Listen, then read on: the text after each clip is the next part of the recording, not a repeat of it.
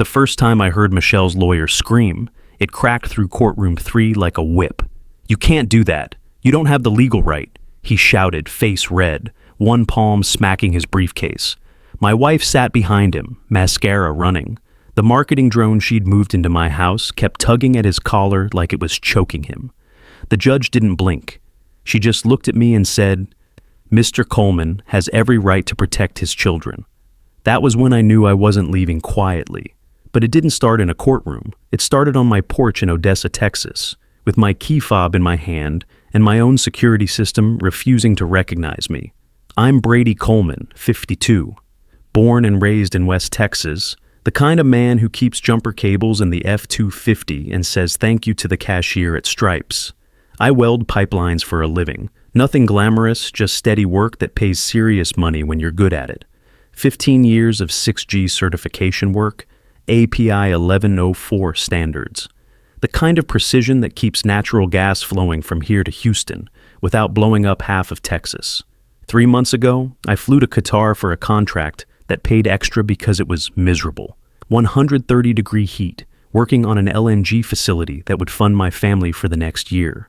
$120,000 for 12 weeks of hell. I did it for them. That's the part people say, like a bumper sticker, but I meant it. I came home on a Tuesday night in early October. The rental car smelled like disinfectant and old coffee. I drove down Highway 191 with the radio low and a knot in my chest that I told myself was just nerves. I kept picturing my kids, Drew, 10, all elbows and questions about welding torches. Tiffany, 7, still soft around the cheeks, still believing her daddy could fix anything. When I turned off Andrews Highway into our neighborhood, the streetlights made wet pavement shine like black glass. Our house looked the same as always. Stone facade, iron gate. The kind of place that says a working man lives here and provides well. $400,000 of West Texas prosperity, built with pipeline money and sweat equity. I parked my truck and sat there a second, listening to the engine tick as it cooled. Home. 3 months in the desert, and I was finally home. I grabbed my duffel and walked up the steps. The porch light clicked on. I pressed my key fob to the ADT security pad. Nothing. The red light blinked once, mocking. I tried again, slower. Still nothing. My stomach dropped so fast it felt like I'd missed a step on a drilling platform. I leaned in close. The system was different. New panel, bright and digital. The kind you buy when you're planning to keep certain people out. My phone buzzed before I could decide what to do. Michelle. The locks were changed. The kids have their new father. Don't bother us. I read it, waiting for the punchline. There wasn't one. New father? I stared at the door. I stared at my toolbox, in the truck bed. $50,000 worth of welding equipment, locked in my own garage while some stranger slept in my bed. I could hear a TV somewhere in the neighborhood, muffled laughter through someone else's curtains. I realized my hands were shaking, not from the cold. I typed 2 words because anything longer would have been a plea. As you wish. The message sent. The porch smelled like wet mesquite and faintly someone's cologne, not mine. Not the cheap aftershave I used after 12-hour shifts. Something sharper, younger. That smell did more damage than the text. I stood there another 10 seconds, long enough to feel stupid for standing there at all. Then I did the one smart thing I could manage. I left.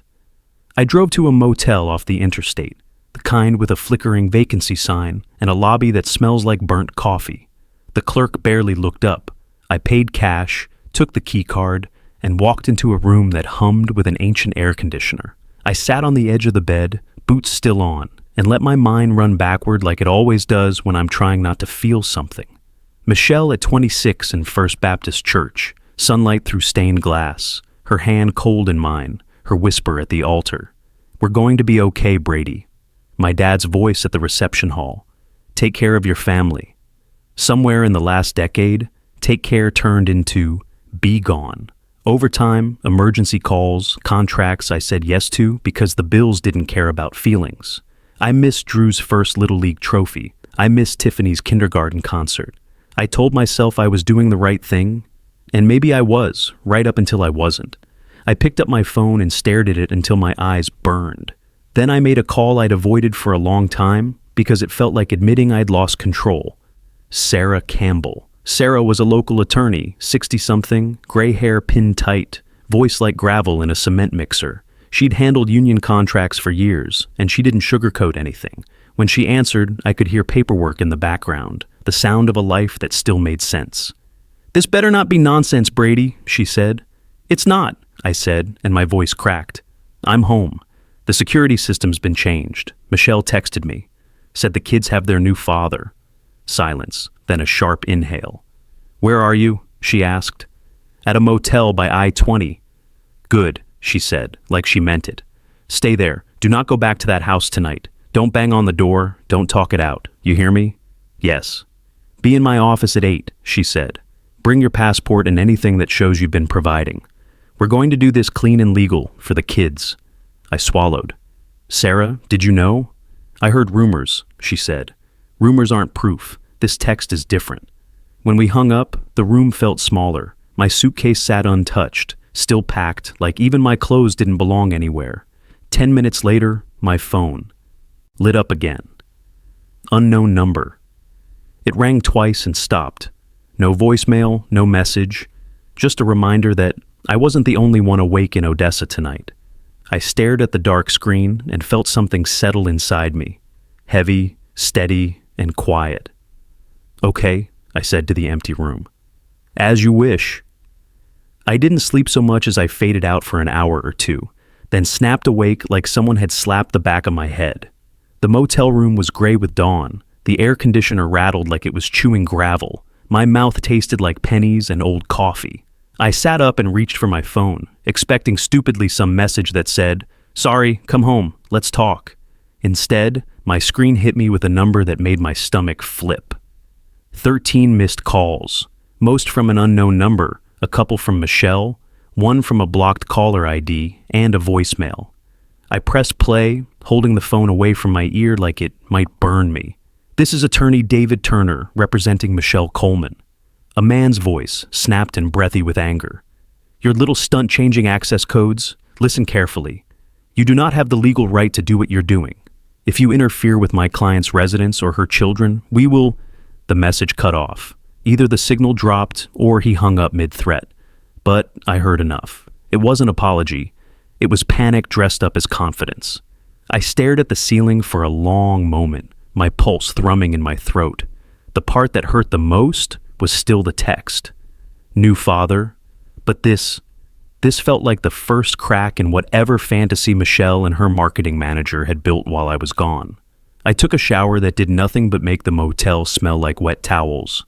I put on the same jeans I'd worn on the flight home, brushed my teeth with motel toothpaste, and drove into town, with the sun just starting to lighten the sky over Odessa.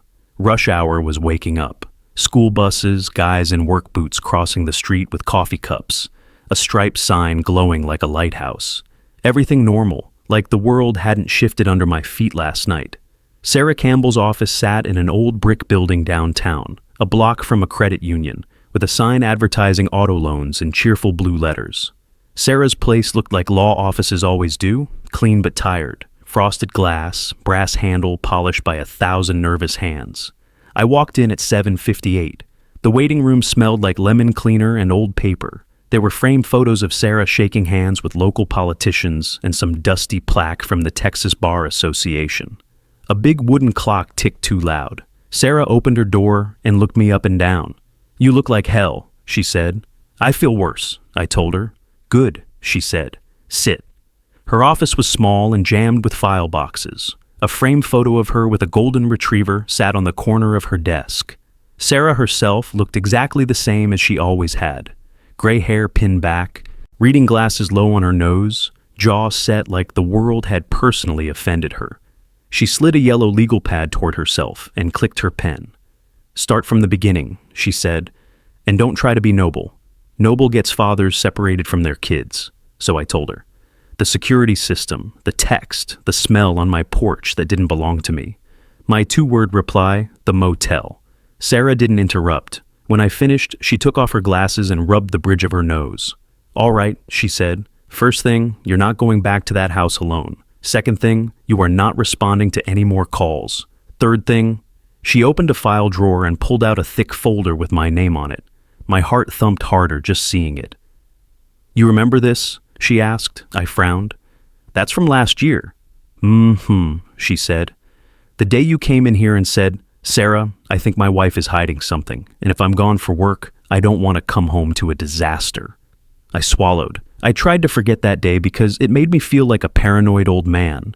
Michelle and I had fought about money again. She'd bought a brand new living room set we couldn't afford, then told me I was controlling when I asked how she paid for it. She'd said things that still rang in my head. "You're never here. You don't get a vote." Sarah flipped through paperwork like she was shuffling cards. "You signed an asset protection agreement," she said, tapping a page. "Not a magic shield, Brady, but enough to slow down any attempt to sell or transfer major assets without both parties involved. The house, the vehicles, anything tied to your credit and income." I blinked. "So she can't—" "Not quickly and not quietly," Sarah said. "And here's the part your wife forgot, because people forget paperwork the way they forget fire alarms." She pulled out another document and slid it across the desk. "Medical power of attorney for the children," she said. "Educational decision authority in case of travel. The boring stuff you signed because Michelle was too busy scrolling on her phone to renew anything." My hands tightened around the paper. "Sarah, I didn't do that to— I didn't plan." "I know," she said, and her voice softened just a hair. "You did it because you were scared, because something felt off, and because deep down, you didn't trust her." That hit me harder than I expected. My throat tightened. "I wanted to trust her," I said. "Wanting doesn't make it so," Sarah replied. Then she leaned forward. "Listen to me, Brady. This isn't revenge. This is protection. Your wife changed the security codes to push you out. That's not just cruel. It's stupid. She's trying to create a new normal before you can react." I thought of Drew and Tiffany asleep in their beds, my beds, while some stranger walked through my kitchen like he owned it. My stomach turned. Sarah reached for her laptop and angled it toward me. "Now," she said, "let's talk about the new father." She clicked a few keys. A social media profile popped up. Lance Murphy, smiling too big, white teeth, tight polo shirt, arms crossed in front of a BMW like he was the hero in his own movie. Then Sarah scrolled. There was my living room, my couch, my $6,500 Samsung 75-inch TV. Lance holding a beer in one hand, and in the background, blurred but unmistakable, Drew's science fair poster on the table. A caption under the photo made my ears ring. "New chapter, new fam, blessed."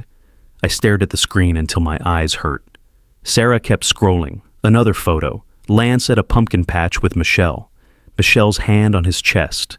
And off to the side, Tiffany in a little jacket, looking away from the camera like she didn't want to be there. My jaw clenched so hard my molars ached. "How long?" I asked. "Long enough," Sarah said. "And here's what else." She pulled up a public record search. "Not everything, I'm not a magician, but enough." "Debt," she said.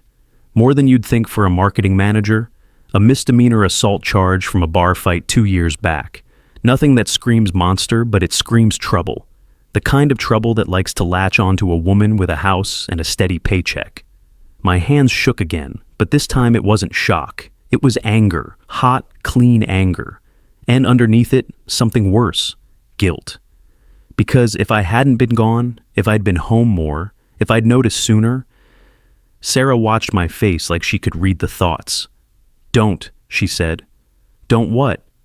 "Don't take all the blame," she said. "You being overseas didn't force her to change the locks or drag a stranger into your children's home. That choice belongs to her. Keep your focus where it belongs." I took a slow breath.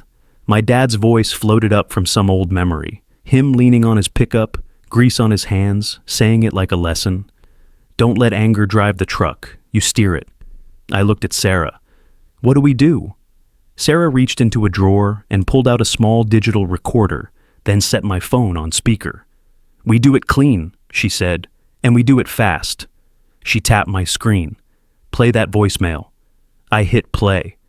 David Turner's voice filled the room again, loud and frantic, climbing into a shout about rights and interference and consequences. Sarah listened with her chin lifted like she was tasting something sour. When it ended, she nodded once. "That," she said, "is a man who knows his client made a mistake. 13 calls, I said quietly. Since dawn? Sarah's mouth tightened. Good, let them call. We're not reacting, we're acting. She slid her legal pad closer and started writing names and dates.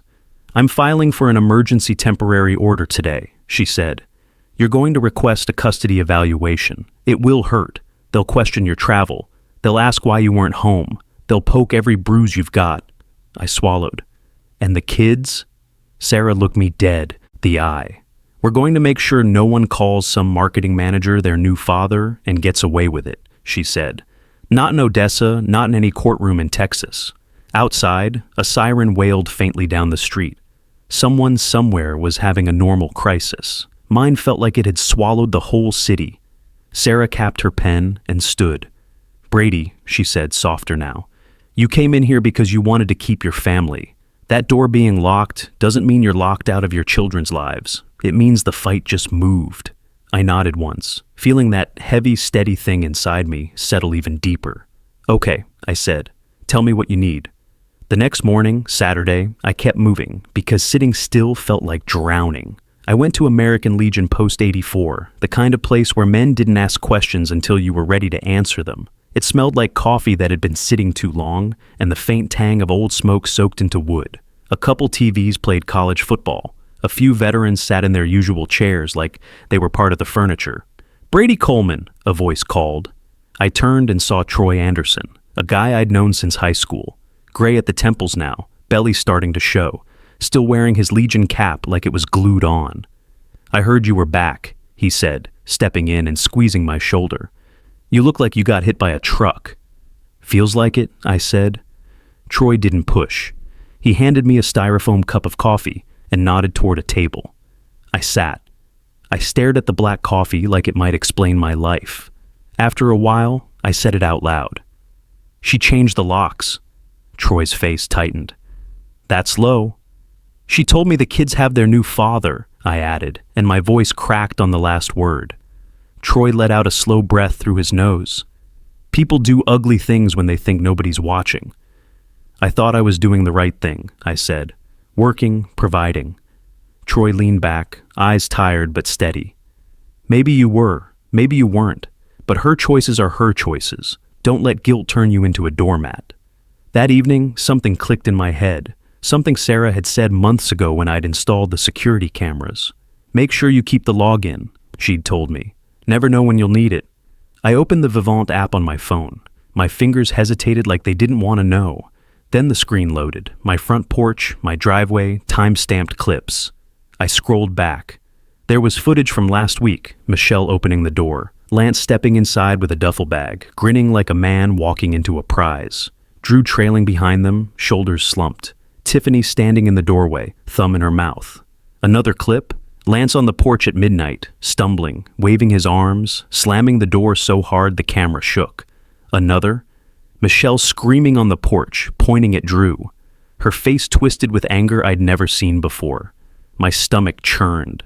My hands went numb. I wasn't imagining it. I wasn't overreacting. I had the truth, cold and recorded. I called Sarah immediately. When she answered, I didn't even say hello. Sarah, I said, voice tight, I have video. There was a beat of silence. Email it to me now. I sent the clips. My fingers moved fast like they finally knew what to do. When I finished, I sat back and stared at the motel wall. My life had turned into files and timestamps and legal pads, but my kids' faces were in those clips, and that was all that mattered. Sarah called back 15 minutes later. Her voice was low, controlled, and dangerous. We're requesting an emergency temporary custody hearing at Ector County Courthouse, she said. As soon as the judge can see us. My throat tightened. That means public. Yes, she said. And Brady, this is where you stay calm. Let them show the world who they are. I looked down at my phone again, at the footage, at the evidence sitting in my hand like a weight. I thought of Drew's quick hug when I'd seen him last. Tiffany's stiff little body when I kissed her forehead. I swallowed hard. Do it, I said. File it. Court day came fast, the way bad news always does. No warning, no time to brace yourself. Just a calendar square that suddenly feels like a cliff. Sarah told me to meet her outside the Ector County Courthouse at 8:30 sharp. I parked 2 blocks away because I didn't trust my hands. The courthouse looked like it always had, solid, older than most of the people inside it, a place built to remind you that feelings don't matter as much as facts. Sarah was waiting by the steps, a dark coat buttoned up to her chin, a thick folder tucked under her arm. She didn't hug. She didn't say, "How are you holding up?" Sarah did not do soft when the stakes were high. She just looked at me and said, "Phone on silent, eyes forward. Don't react to anything they say." I nodded. My stomach was tight enough to snap. Inside, the hallway smelled like old heat and floor wax. People whispered the way they do in courthouses, like the building itself will punish you for talking too loud. Courtroom 3 was smaller than I expected. Wood everywhere, benches polished by decades of nervous palms, a judge's bench that looked like a pulpit. The air smelled faintly of paper and coffee, and something older, like damp books. Sarah led me to our table.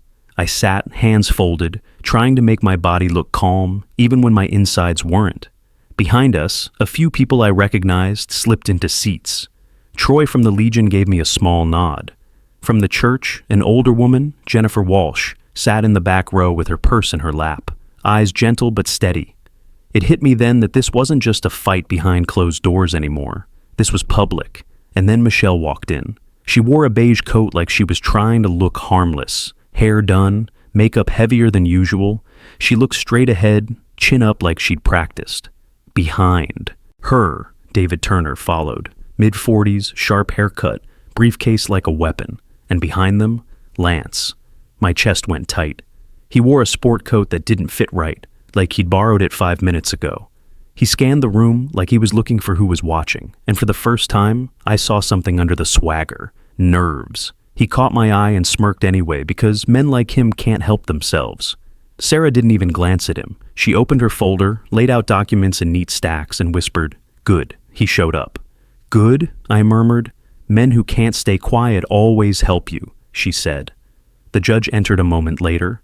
Judge Lisa Reynolds, late 50s, hair pulled back, glasses low, a face that said she'd heard every excuse a human mouth could form. Everyone stood. The room settled. The air changed. We sat. "Emergency temporary custody hearing," the judge said, looking down at her file. "Coleman versus Coleman." Hearing my last name spoken like that, like a case, not a family, made my throat burn. David Turner stood first, smooth as oil. "Your Honor, my client, Michelle Coleman, has maintained the children's day-to-day care while Mr. Coleman has been overseas. We believe this petition is retaliatory." "Mr. Turner," the judge said, her voice flat, "your client changed the security codes on a marital residence while the other parent was out of the country." Turner smiled tight. "Your Honor, there were safety concerns." "What concerns?" the judge asked. Turner shifted. "Emotional volatility, the stress of reintegration." Sarah stood slowly. "If I may," she said. The judge nodded. "Ms. Campbell." Sarah's voice filled the room without yelling. "This is not about feelings. This is about actions. My client returned home after 3 months overseas and was denied entry to his own home, then received a written statement from his wife that the children have a new father and that he should not bother them." Michelle's head snapped towards Sarah. Lance's smirk flickered. Sarah continued, "Your Honor, I have that text message, time-stamped, and I have evidence that a non-relative adult male has moved into the home with the minor children without Mr. Coleman's consent." Turner stood straighter. "Your Honor, the gentleman is Ms. Coleman's partner and provides support." Judge Reynolds' eyes narrowed. "Support is not a legal category." A quiet ripple went through the benches behind us. I heard Troy shift in his seat. Sarah placed her first document on the table and slid it forward. "Asset protection agreement and residency rights," she said. "Michelle Coleman does not have sole authority to remove Mr. Coleman's access to the marital residence." Turner's jaw clenched. He started to speak. Sarah didn't let him. She slid the next papers forward. "Medical power of attorney and educational decision authority," she said. "Mr. Coleman retains legal authority in these matters. These were executed prior to his SASI's travel and remain valid." Michelle's face went pale so fast it looked like someone had turned down the lights on her. Lance leaned toward her and whispered something. She didn't answer. Turner cleared his throat. "Your Honor, we contest the interpretation. Judge Reynolds held up a hand. You can contest all you want. These documents speak for themselves. Sarah turned another page. Now, the more urgent issue, the welfare of the children. She looked at me briefly, just enough to remind me to stay calm. Then she pulled out a printed screenshot and held it up. Public social media post, she said. Lance Murphy, caption, new chapter, new fam. Photo taken inside the Coleman residence. Evidence that Mr. Murphy has positioned himself as a replacement parent. Lance's head lifted, chin up, trying to look amused, but his fingers were white around the armrest. Turner snapped. Social media is not... It's not the only thing, Sarah said, and there was a quiet edge to her voice now that made the room feel colder. She reached into her folder and placed a USB drive on the table like it weighed 100 pounds. Security camera footage from the marital residence, Sarah said. Time-stamped, multiple clips, including Mr. Murphy appearing intoxicated on the porch late at night, slamming the door, and Ms. Coleman screaming at the children. Michelle stood up so fast her chair scraped. That's not... Sit down, Judge Reynolds said, calm as snowfall. Michelle sat, shaking. Sarah nodded toward the bailiff. The judge watched a short clip on the courtroom monitor. No sound played, but it didn't need to. The camera shake when the door slammed said, enough. Lance's stumble said, enough. Michelle's finger pointing, Drew backing away, said everything. The judge's mouth tightened into a straight line. Turner tried again, voice rising. Your Honor, this is selectively presented. In full context, my client was under stress. We're all under stress, the judge replied. That doesn't excuse destabilizing children. Sarah turned to the last stack. And finally, she said, Mr. Coleman received threatening messages from an unknown number. We have filed a police report. The language references the children having a real dad now. Lance's head jerked up. I felt it like a wire tightening in the air. Turner shot a look at Lance so sharp it could have cut glass. Lance couldn't stand it. He pushed up from his seat halfway, voice loud enough that everyone heard. So what? He blurted.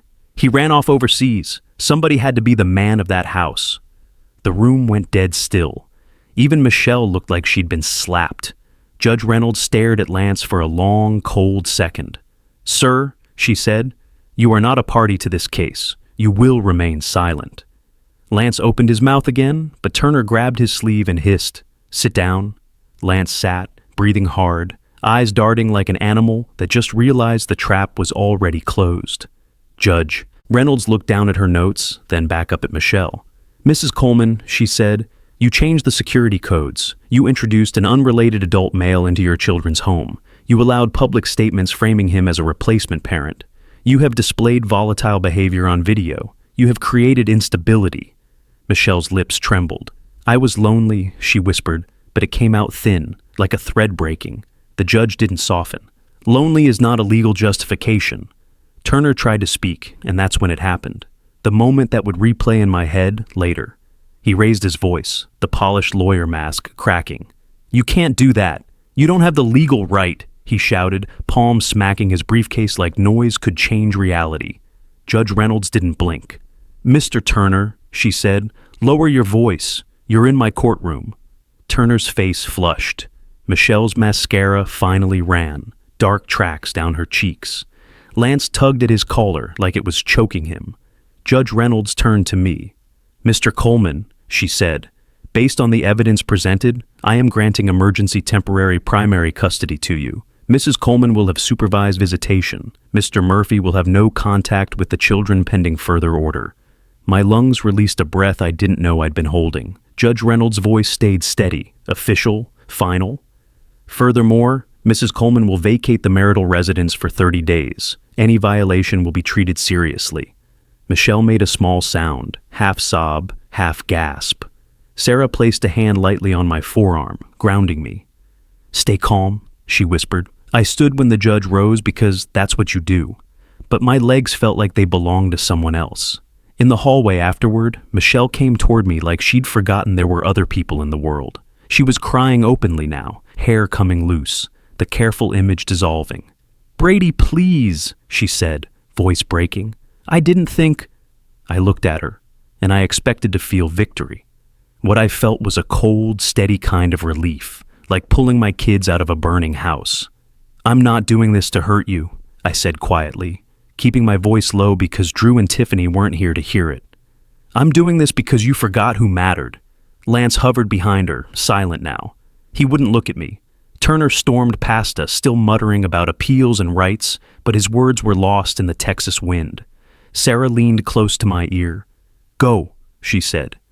"We have an order now. We move." I nodded once and walked down the courthouse steps into the Odessa air. The world still gray, still ordinary, but my direction finally clear. That afternoon, I didn't go to the house alone. Sarah had insisted we bring a deputy to keep it clean. We met in the driveway like it was some kind of transaction. The deputy was polite, bored, like he'd rather be anywhere else. I didn't blame him. The porch looked exactly the same as it had the night I got locked out. Same iron gate, same security panel that had rejected me. I walked up, holding the order in my hand. The deputy rang the bell.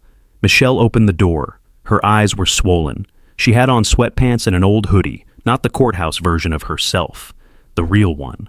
For a split second, I saw the woman I married, tired, scared, human. Then her eyes went hard again, like she remembered she'd chosen a side. Lance wasn't visible, but I could feel him in the air like cigarette smoke that won't leave. "Brady," she said, voice flat. I held up the paper. "The judge's order," I said quietly. "You need to gather what you need and leave for 30 days, and the kids come with me." Her mouth trembled. "You're taking them today?"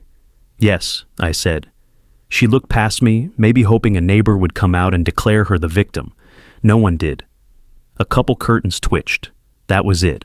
The next 20 minutes were a blur of her moving through the house like someone packing up after a tornado. She grabbed a duffel bag, a purse, her medication, and, of course, her phone charger. She didn't grab photos. She didn't grab the kids' art from the fridge. She moved like this was temporary, like she was still sure she'd win in the end. Then she called Drew and Tiffany downstairs. Drew came first, eyes wide, clutching his backpack. Tiffany followed, holding a stuffed bunny. She looked at me, then at Michelle, then at the deputy, processing that something huge had shifted. I crouched down in front of them. "Hey," I said softly, "we're going to stay with Dad for a little while." "Okay," Drew's voice shook. "Is Mom in trouble?"